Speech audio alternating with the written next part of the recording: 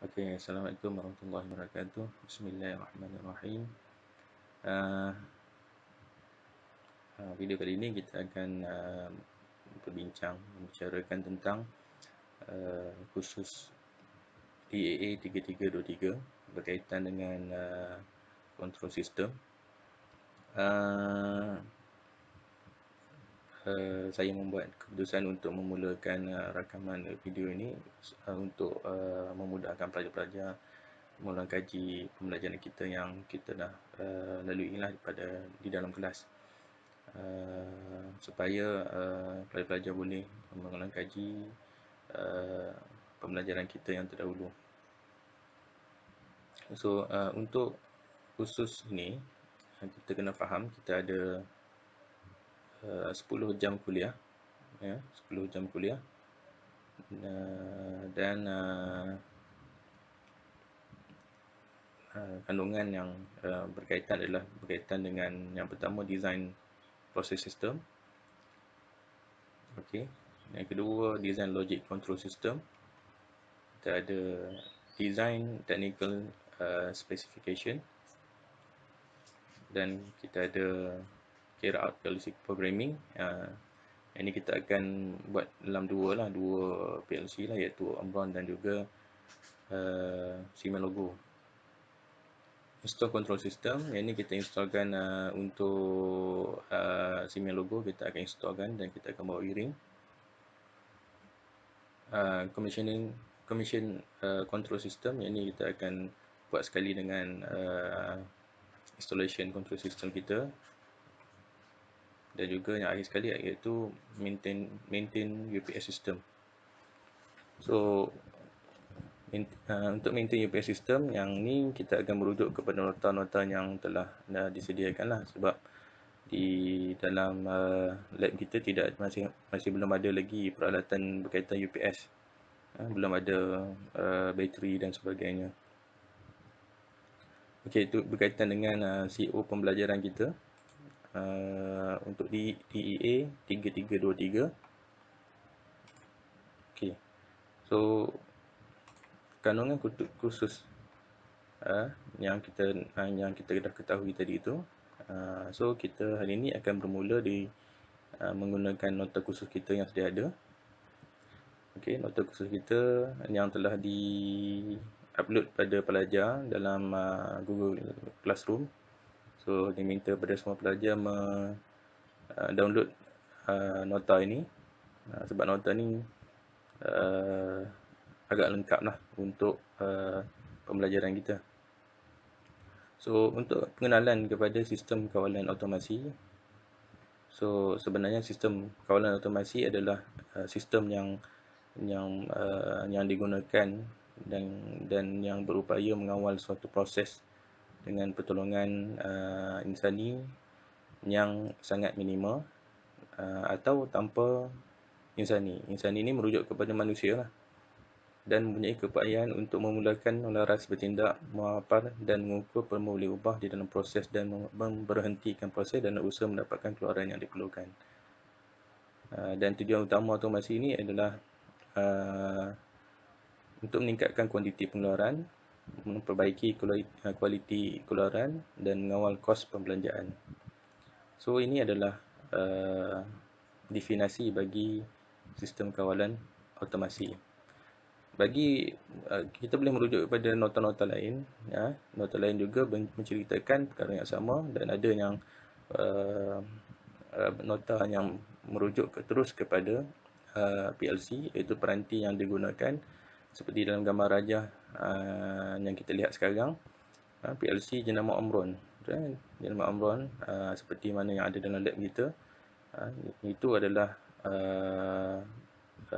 PLC yang diguna pakai dalam industri lah. Yang kita ada tu CQ1MH. Itu jenis backbone lah. So PLC kalau dekat sini pun dia buat definisi yang sama, peranti yang boleh diatur cara mengawal pelbagai tugas, terutama dalam sektor perindustrian. PLC ini sebenarnya dibuat untuk memudah cara untuk industrian. Macam contoh kat sini dia bagi pada kita proses pembotolan air minuman yang dilakukan dengan menggunakan kaedah manual, iaitu kaedah insani. Yang mana kalau kita tengok di gambar yang mula-mula ni, ada pekerja sedang memasukkan bahan dalam botol. Yang pekerja kedua ni menutup, dan pekerja ketiga ni membungkus. So dia bagi contoh kat sini, kalau kita menggunakan PLC, kita dah boleh mengurangkan ketiga-tiga pekerja ni lah. Maksudnya dengan cara yang lebih sistematik dan lebih cepat, mudah. Ini adalah dia punya contoh proses pembotolan air yang menggunakan kaedah automasi. Kita tengok sini dia dah ada pengisian, dan juga dia dah siap penutup lah. Diisi, ditutup dan dibungkus. So kelebihan PLC ni dia tidak menggunakan tenaga manusia. So produktiviti itu semakin meningkat lah. Sebab dia mesin, dia punya timing dia sama. Dia tidak mengikut timing yang ditetapkan lah. So dia mengurangkan kos tenaga kerja manusia dan juga mengurangkan kos bahan, dan meningkatkan kualiti produk lah dari segi hygiene kepada pembotolan air minuman. So pengeluar dan jenis PLC yang terdapat dalam pasaran dan yang kita gunakan untuk pembelajaran kita. Yang pertama Omron, dan seterusnya tu Keynes, Mitsubishi, Siemens dan Festo. Dan PLC juga mempunyai pelbagai jenis modul, jenis compact dan jenis rack. So ini adalah contoh gambar-gambar PLC yang berjenama Omron, jenis modul. Jenis rack dia lebih besar, dan yang ni jenis compact. Dan bahagian utama sistem PLC, dia mempunyai bahagian pengawal, bahagian pengatur caraan, bahagian masukan, bahagian keluaran, dan juga bahagian bekalan kuasa. Ini 5 bahagian yang di dalam yang 5 bahagian penting dalam PLC. So bahagian masukan PLC adalah bahagian yang menerima isyarat secara analog ataupun digital daripada peranti masukan. So peranti masukan yang dimaksudkan tu adalah switch lah. Macam sini switch tekan switch push button, sini sensor penderia, dan juga yang C ni adalah switch toggle. Untuk bahagian pengawal ni adalah bahagian yang kita kata sebagai bahagian yang mengawal proses isyarat masukan dan isyarat keluaran. Yang ni yang kita panggil sebagai unit terpenting dalam PLC, iaitu yang kita panggil sebagai unit pemprosesan pusat ataupun CPU, dan ingatan, iaitu memori. Dan fungsinya seperti mana fungsi komputer lah. Dia berupaya untuk memproses maklumat dan maklumat masukan, dan juga menghasilkan isyarat kawalan untuk bahagian keluaran. So ini contoh yang pengawalnya adalah PLC bernama Omron lah. So untuk bahagian keluaran adalah bahagian yang menerima isyarat untuk yang telah diproses oleh CPU tadi ataupun oleh pengawal untuk melaksanakan tugas apa yang nak diberikan. Dan bahagian ini biasanya melaksanakan. Macam contoh dekat sini, nombor 1 ni adalah gerganti, bahagian A ni. Yang B ni adalah motor elektrik. Yang C ni injap solenoid. Kan kita boleh tambah yang lain-lain, bahagian keluaran untuk kontaktor, untuk lampu dan sebagainya. So bahagian bekalan kuasa, ini bahagian bekalan kuasa juga penting untuk membekalkan voltan kepada sistem PLC yang ada. Kalau sistem PLC sistem PLC yang menggunakan 24 volt arus terus, ada juga yang menggunakan 100 ke 240 volt voltan ulang alik untuk AU. Macam kita menggunakan Siemens logo, kita ada yang ada sekarang di lab, kita menggunakan 240 volt AU, 100 volt hingga ke 240 AU. Dan set Omron yang ada di bengkel kita tu menggunakan 24 volt DC. Dan bahagian yang kelima, iaitu bahagian pengatur caraan. Ini adalah bahagian yang mana kita nak masukkan arahan dalam PLC atau pengatur caraan dalam PLC. Yang pertama, kita gunakan komputer, dan yang kedua yang ada di bengkel kita yang kita ada tu, iaitu menggunakan konsul pengatur caraan. So ini adalah alat-alat pengatur caraan.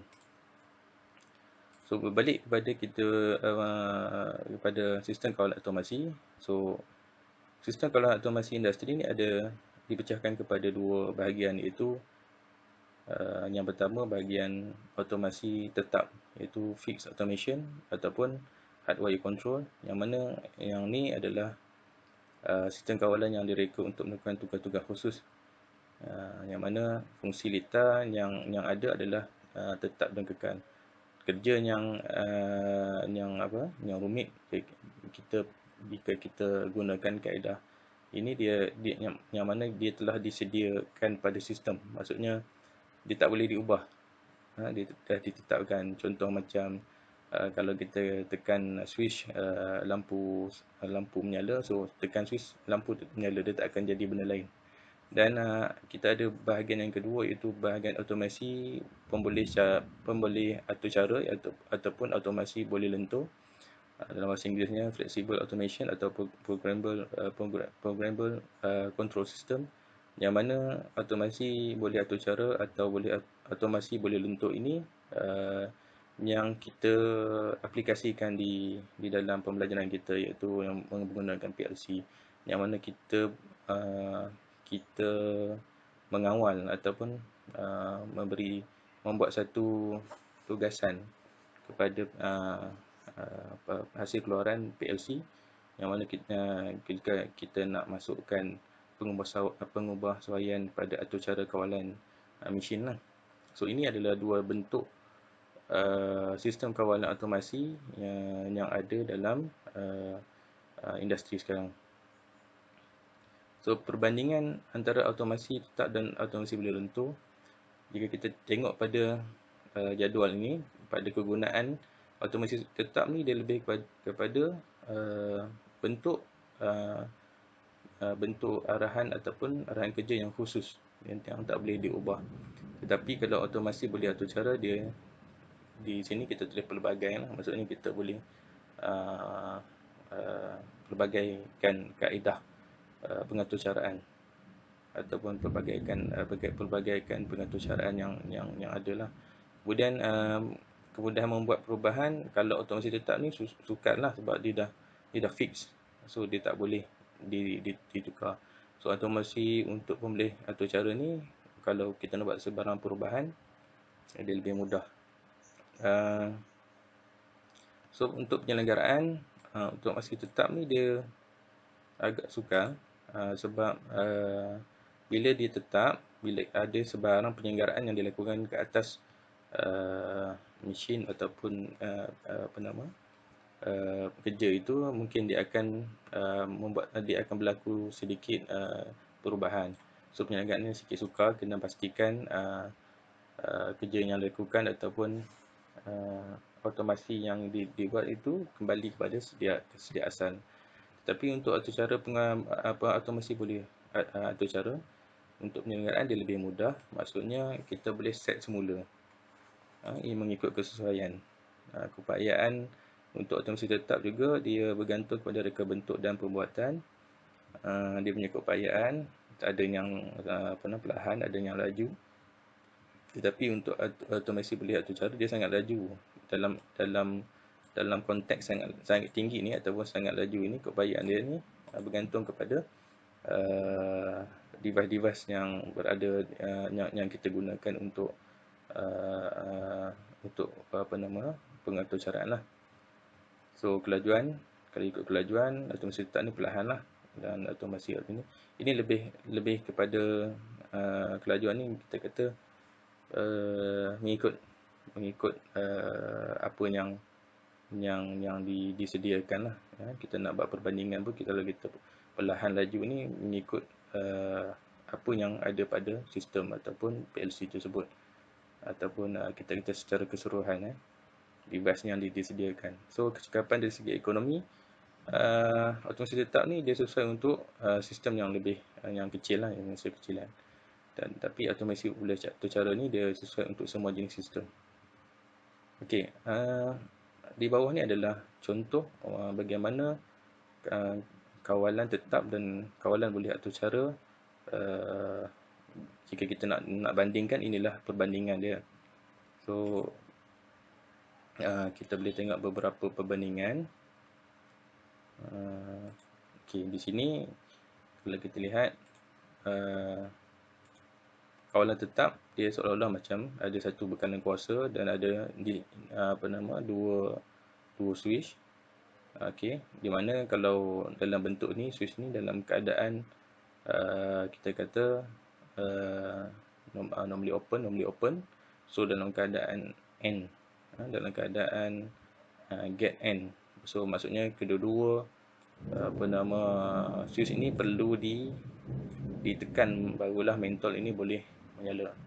Untuk kawalan boleh atur cara pula, ini adalah yang bahagian atas ni adalah jadual ladder diagram kita, rajah tetangga kita.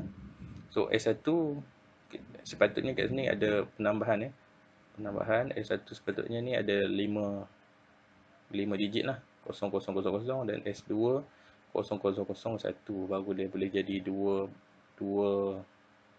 switch yang berbeza. Bila kita masuk dalam PLC, dia tak boleh jadi 220 macam ni.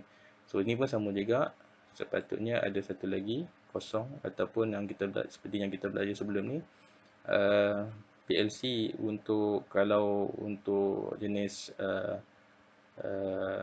backbone dia mula dengan 1, kalau jenis compact dia mula dengan 01. Ini adalah output. Okey, dan pengaturcaraan yang kita kata kawan boleh atur cara ni menggunakan PLC. So bentuk sambungan dia lebih kurang dalam macam ni lah. So fungsi hampir sama. Kita buat sini dalam bentuk switch dalam gate dan. Okey, tetapi cara kaedah pengaturcaraan tu nampak dia lebih complicated, dan sebenarnya dia boleh diubah dengan mudah. Dia boleh diubah dengan mudah. Ini kita akan belajar dalam pembelajaran kita yang akan datang lah, yang kita akan merujuk kepada pembelajaran yang khusus kepada PLC.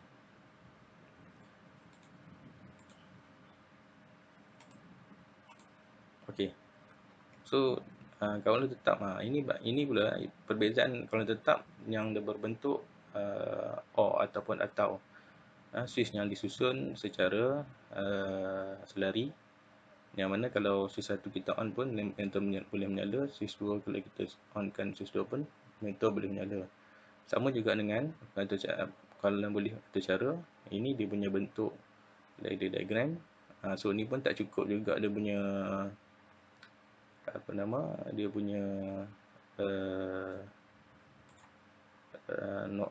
numbering dia ni.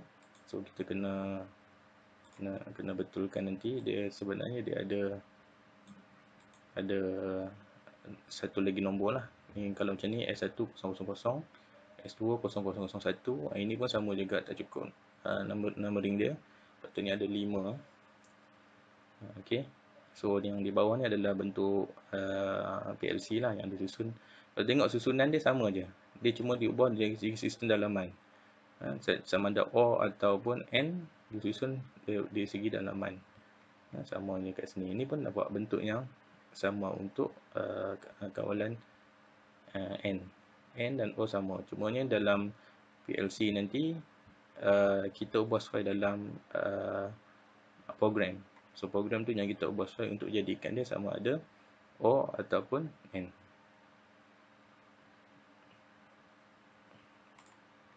Okey. Selain pada itu, terdapat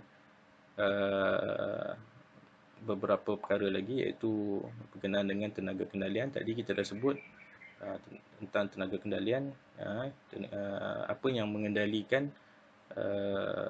sesuatu sistem kawalan macam PLC. Yang mengendalikan PLC itu ada 4 jenis sumber tenaga, yang biasanya kita gunakan electrical lah. Ada yang jenis mechanical, ada yang jenis pneumatik dan juga hidrolik. Ini 4 sumber utama tenaga yang menggerakkan satu sistem kawalan. So sistem kawalan, kalau kita pergi pada satu-satu, sistem kawalan yang mechanical iaitu sistem kawalan yang menggunakan gear, wheel, pegas yang berkaitan dengan mechanical lah.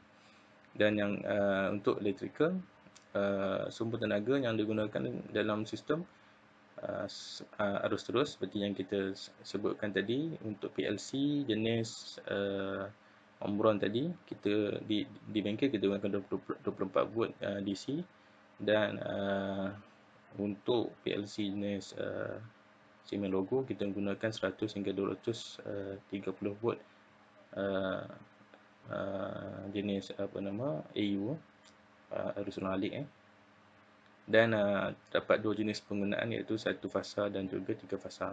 Tapi yang kebanyakan yang kita gunakan untuk kita gunakan dalam sebagai litar kawalan adalah 1 fasa. Yang litar circuit atau litar utama kita boleh gunakan 1 fasa ataupun 3 fasa. Begitu juga dengan sistem kawalan pneumatik. Pneumatik ni dia berkaitan dengan pressure udara lah yang dimanfaatkan kita panggil pneumatik. So banyaknya pneumatik ni kita gunakan untuk industri makanan lah, petrokimia, industri yang menggunakan robotik lah secara amnya. Dan sistem kawalan pneumatik ni dia mempunyai beberapa bahagian. Yang pertamanya dia ada bekalan udara manfaat ataupun kompresor. Dia kena ada kompresor. Yang kedua dia ada injak kawalan, kemudian dia mesti ada tiap penghubung, dan yang terakhir dia ada pemindah arus ataupun transducer. Okey. Kalau untuk sistem kawalan hidrolik juga lebih kurang sama, cuma dia di sini dia kalau untuk hidrolik dia menggunakan bendali macam minyak lah kita kata, bendali, yang mana sistem untuk hidrolik ni dia banyak menggunakan sistem macam brake, crane, jack, dan seperti mana sistem kawalan pneumatik, hidrolik juga mempunyai kompresor untuk bekalan bendali hidrolik, dan dia juga mempunyai injak kawalan dan juga silinder. Dia hampir sama dengan pneumatik. Dia lebih kurang macam inilah bentuk gambar rajah blok, dan nanti pelajar boleh rujuk kepada nota yang telah dibekalkan kepada pelajar. Saya mohon pelajar membaca nota yang telah diberikan. Okey. So untuk seterusnya, untuk kelas ni, untuk kelas awalan ni, baiknya kalau kita lihat sedikit latihan yang kita boleh buat. Tadi kita dah berbincang tentang sistem kawalan. Sekarang kita tengok sikit soalan berkenaan dengan sistem kawalan. Yang ni belum dibincangkan lagi. Okey, saya tengok sekejap. Sistem kawalan.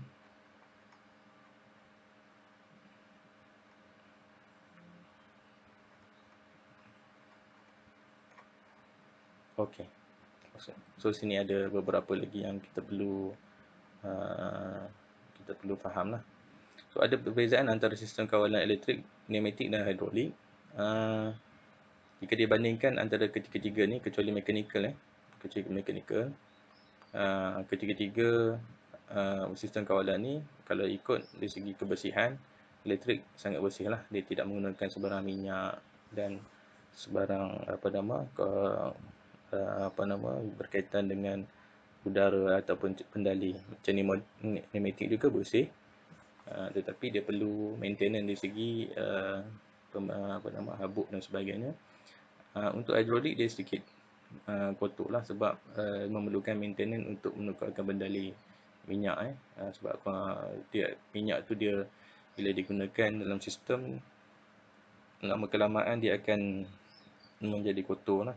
Dari segi ketepatan ataupun sharpness, elektrik dia lebih sangat tinggi lah, kita kata sharpness dia sangat tinggi. Dan dari segi penggunaan motor, servo motor dan sebagainya.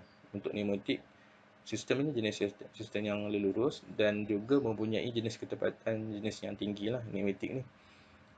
Untuk hidrolik dia agak sukar. Untuk pneumatik juga sebenarnya tidak terlalu tinggi, sebab dia bergantung kepada kompresor. Jika kompresornya pressure kompresor itu kekal, maka ketepatan dia tinggi. Jika lama kelamaan kompresor dia akan menurun jika ada kebocoran dalam sistem pneumatik. Begitu juga dengan hidrolik. Sistem hidrolik ni dia tidak lurus, kita panggil tidak lurus.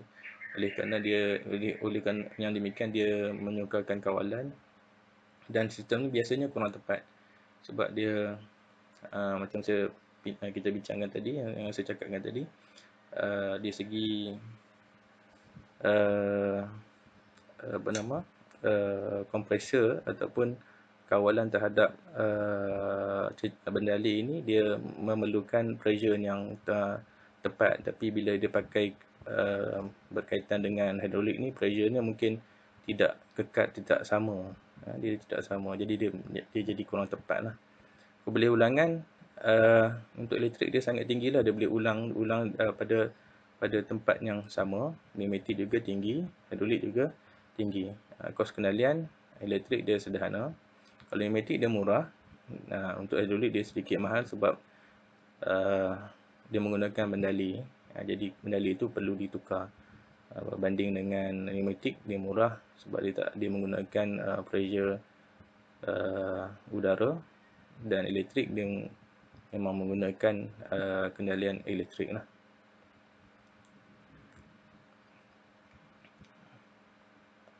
Okey, so seterusnya kita pergi kepada mereka bentuk sistem proses. So dalam mereka mengenal pasti fungsi proses, terdapat beberapa perkara yang kita kena kenal pasti. Yang pertama, untuk sistem kawalan automatik ni, apa yang kita nak automasikan. So kita perlu ada pemahaman yang baik dalam elektrik asas dan keselamatan lah. So yang kedua, kita perlu ada pemahaman asas hidrolik, pneumatik dan juga mekanisme operasi mekanikal, elektronik, urutan kawalan dan lain-lain pengetahuan yang kukuh lah untuk pengendalian proses apa yang kita nak automasikan. Dan yang ketiga, kita perlu faham bagaimana kita nak susun atau gerakan atau mengawal pergerakan yang kita perlukan untuk produk lah, ataupun apa-apa operasi yang berkaitan dengan kawalan gerakan kawalan. Okey, dekat dalam nota ni dia ada bagi satu contoh bagaimana kita memilih mengenal pasti pemilihan masukan dan keluaran dalam mesin. Dalam contoh kita ni, dia bagi kita satu conveyor. Satu conveyor. So conveyor ni akan menggerakkan satu barang, satu produk daripada A ke B. So macam mana kita nak tentu arahkan supaya produk tu boleh bergerak daripada A ke B. So proses itu yang kita nak kena kenal pasti. Tiga pemahaman kita yang di atas yang kita dah cerita tadi ni, ini yang kita perlu buat. So yang pertama mengenal pasti proses reka bentuk litar daripada conveyor ni. So yang pertama tadi kita tengok conveyor ni, kita dah kenal pasti motor yang digunakan oleh conveyor ni semestinya motor 3 fasa dan menggunakan tenaga elektrik 3 fasa arus AC lah, alternating current lah. So dia dihidupkan oleh starter motor dan dikawal secara manual, termasuk dalam pelindungan litar pintas, MCB dan juga beban lampau. Dia punya dari sistem kawalan motor lah. So sistem ini memerlukan operator berdiri di starter motor untuk melihat produk sampai di pintu conveyor, dan untuk menghidupkan conveyor perlu menggerakkan produk. Operator juga mesti mematikan conveyor bila produk telah sampai di pintu keluar. So operator yang sekarang ni, yang kalau kita ikut manual, dia perlu letak, dan sampai dekat B dia perlu matikan conveyor supaya produk itu boleh berada di titik B. So untuk mengautomasikan conveyor ni, kita perlu menggantikan starter motor yang digunakan secara manual ni. Okey, di sini ada secara manual kepada starter yang dikawal oleh secara elektrik, termasuk litar pintas dan pelindungan beban lampau. Kita juga kena kenal pasti untuk mencari sensor seperti switch head, sensor fotoelektrik, sensor jarak dan lain-lain yang akan menunjukkan apabila proses selesai. So sistem pengesanan ini diperlukan bagi sistem kawalan bila langkah seterusnya dapat dilakukan. So kita kena design. Ini kita kata design lah. Design litar. Apa nama input yang kita perlukan dan apa output yang kita perlukan, dan sistem yang bagaimana untuk kita buat supaya perjalanan ataupun conveyor ini boleh berfungsi dengan baik. So dekat sini kita boleh cadangkan beberapa lah. Yang pertama dekat A ni sensor, kita letakkan sensor kawalan switch head, okay, ataupun sensor fotoelektrik lah kalau kata ada berkaitan dengan cahaya. Dan dekat B pun kita boleh gunakan sensor jarak dan sebagainya. Okey. Untuk mereka bentuk tu, pertama sekali kita kena buat carta aliran proses lah. So carta aliran proses ni kita kena tahulah.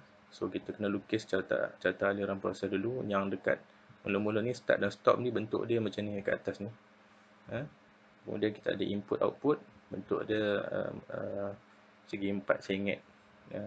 Yang ni decision, bentuk macam kita panggil apa ni bentuk yang ada dekat depan ni lah. Processing segi 4 sama, dan juga collection point. So contoh kepada sistem aliran conveyor yang kita bincangkan kat atas tadi tu, seperti yang ada kat sini. So start, kita kena push button on. So kita push button on, kita letakkan dalam box decision. So di push button on, dia ditekan tidak. Kalau tidak ditekan, maksudnya dia berulang lah. Kalau ditekan, dia akan pergi kepada proses yang kedua, iaitu produk. So sini kita akan letakkan sensor. Kita letakkan sensor untuk melihat ada produk atau tidak. Kalau tak ada produk, so dia akan menunggu. Lepas button on, dia akan menunggu sehingga ada produk. Jika ada produk, dia akan terus ke aliran yang ke seterusnya, iaitu motor conveyor akan on. Bila motor on, produk itu akan dibawa sehingga ke point produk sampai di point B, di mana produk itu selagi dia tidak sampai, maksudnya produk itu akan motor akan berterusan on, sehinggalah produk sampai di titik B tadi daripada conveyor. Kemudian barulah motor off, dan baru kita akhirkan kita punya carta aliran kita. Ini adalah contoh carta alir perancangan kita untuk conveyor ini. Conveyor bahagian ni, A ke B ni boleh berlaku dengan baiklah, dengan jayanya lah. So seterusnya kita akan lukis gambar rajah blok, yang mana gambar rajah blok ini adalah sistem utama yang mewakili ataupun untuk kita memahamkan dari dalam yang kita kata kita gunakan bidang kejuruteraan dalam reka bentuk perkakasan, reka bentuk elektronik dan reka bentuk perisian. Selepas rajah carta ahli tadi ni, kita akan buat dalam rajah aliran proses supaya memudahkan kita mengenal pasti proses yang kita nak buat. So tadi masukkan. So dia masukkan ni tadi kalau kita rujuk ke sini kita kata push button lah. Okey, push button. Kemudian kita ada isyarat ralat. Okey. Isyarat ralat, kemudian kita ada pengawal. Okey, pengawal, kemudian kita ada proses. Pengawal ni tadi ada produk tak ada produk. So sensor lah. So proses seterusnya adalah motor on, motor on. So barang itu akan sampai patutnya ada keluaran, tapi kita ada sukatan. Sukatan kita adalah bila produk tu sampai, apa yang menentukan pada sukatan ini? Adakah masa ataupun adakah kita menggunakan switch sensor untuk menentukan barang produk itu sampai di point B. So ini adalah gambar rajah blok bagi sistem kawalan proses. Sebenarnya gambar rajah blok sistem gelong kawalan proses ni adalah standard gambar rajah. So pada masa akan datang, jika ada banyak sukatan ataupun banyak sensor, maksudnya bilangan sukatan ni akan bertambah lah. Bilangan sukatan ni akan jadi bertambah. Dia boleh jadi 2, 3 lah. Mungkin pertama ni kita sukat dia melalui timer. Yang kedua ni kita sukat melalui counter. Yang ketiga kita sukat melalui sensor. Dia boleh jadi sukatan timer ni boleh jadi 2, 3 lah dalam satu-satu proses kawalan. Okey. Saya rasa setakat itu dulu kelas kita berkenaan teori terutama berkaitan dengan pengenalan. So kita cuba lihat beberapa latihan untuk kita ulang kaji apa yang kita belajar pada kali ini. So kita tengok dulu soalan yang berkaitan. Okey.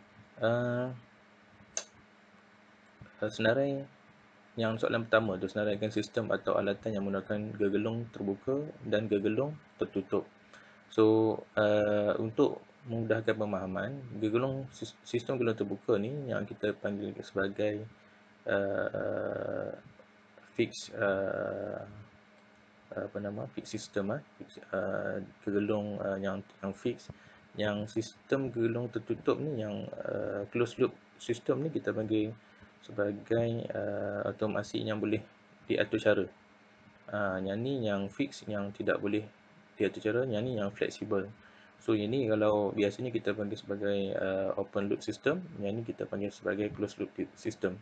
Kenapa dia panggil sebagai closed loop system? Yang ni sebab dia boleh diatur cara, dia boleh masuk semula. Contoh macam kat bawah ni lah, ini kita panggil dia sebagai closed loop system. Maksudnya dia boleh balik ke ralat untuk disemak semula apa yang berlaku. Tapi kalau untuk open loop system ni gegelung terbuka ni, kita buat litar macam kita kata macam litar lampu biasalah. Kita ada switch, ada lampu, kita tekan switch, lampu terbuka. So fix, tak boleh buat apa-apa. Tapi kalau macam kita letak switch, kemudian kita letak timer tengah-tengah dia, kemudian kita letak lampu, itu baru dia jadi dia jadi litar tertutup. Contoh macam ni, kita letak satu switch. Oh, besar sangat ni, kena kecilkan sikit. Okey, kecilkan sikit. Okey. Contoh macam kita ada satu switch, kemudian kita ada satu output lah. Sorry. Ini dalam bentuk raja tangga lah. Kalau yang satu lagi kita ada switch, okey, kita ada timer, okey, Kemudian di dalam rang ni kita buat satu lagi untuk output. Ini dia jadi closed loop system. Atau dengan mudahnya kita kata switch macam tu. Okay. So ini dia punya bug lah. So ni dia punya masukkan left, ini neutral lah. So lampu bila fix ni, bila switch ditutup, lampu nyala lah.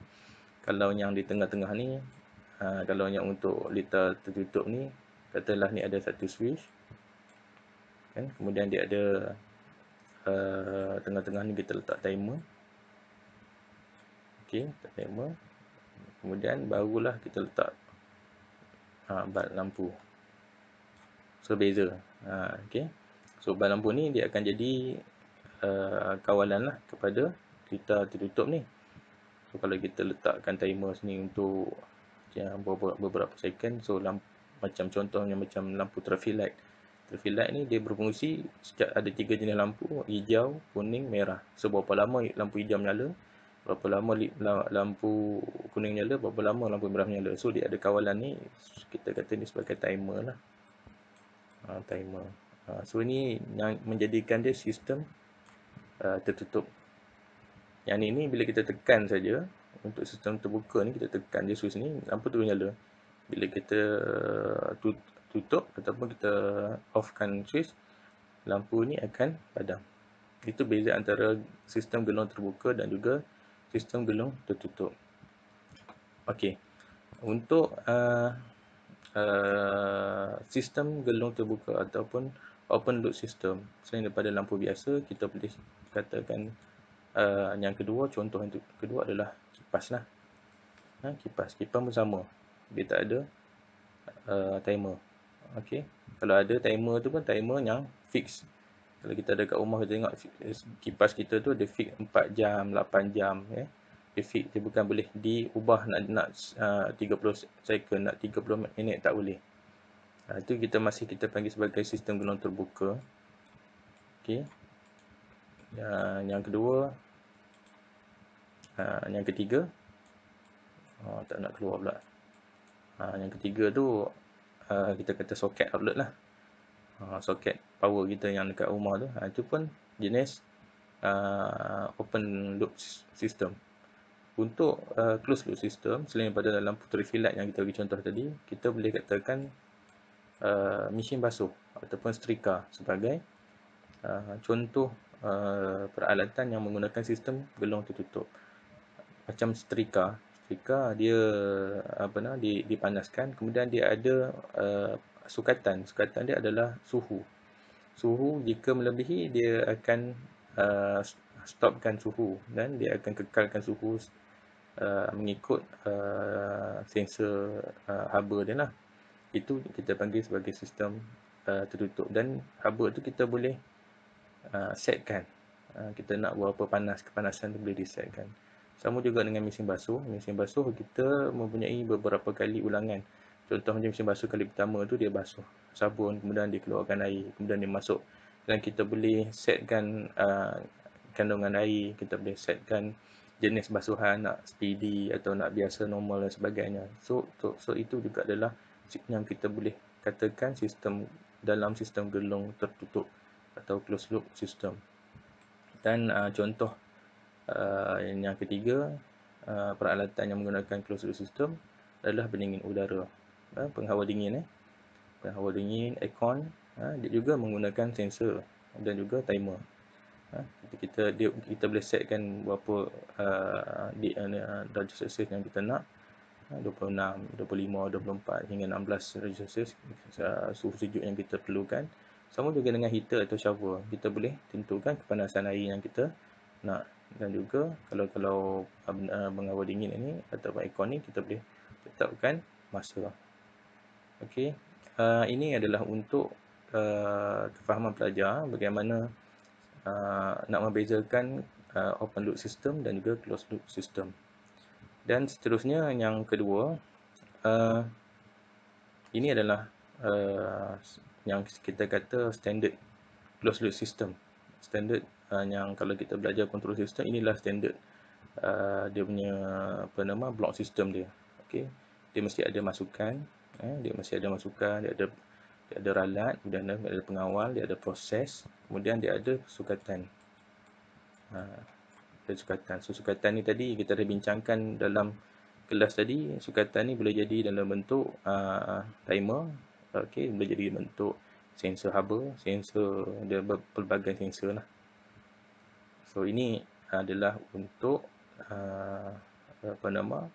ulang kaji pembelajaran kita untuk memahamkan lagi apa yang kita belajar tentang control system. So kita beralih kepada soalan seterusnya. So nyatakan 3 jenis tenaga kendalian yang menggerakkan suatu sistem kawalan. So tadi kita dah bincangkan, kita ada 4 jenis tenaga yang kita menggerakkan satu sistem kawalan. Kita ada kita ada tenaga mekanikal, tenaga elektrik, tenaga pneumatik, tenaga hidrolik. Tu ada beberapa tenaga. Okey. So kita boleh pilih lah, dia nak 3, kita ambil salah satu lah. Okey, saya rasa setakat itu dulu. Jika ada apa-apa yang pelajar ingin tanyakan, boleh masuk dalam Google Classroom dan kita boleh berbincang dalam classroom yang kita bina tu lah. Dan seterusnya, saya harap pelajar boleh mengaplikasikan ataupun membuat pembacaan yang lebih kepada pemahaman awal control system dan juga kalau boleh jangan lupa untuk baca CO yang ada. Yang ni pun saya dah upload pada Google Classroom. Sila download dan tengok apa keperluan yang pelajar perlu buat ataupun matlamat untuk belajar dalam kursus ni apa dia. So boleh rujuk kepada perkara-perkara berikut. Macam hasil pembelajaran, apply PLC programming, physics commissioning. Okey, nanti saya akan kelas saya juga akan merujuk kepada CO yang telah ditetapkan, yang telah diberikan. Okey, setakat itu dulu. Terima kasih. Kita jumpa lagi untuk kelas yang seterusnya.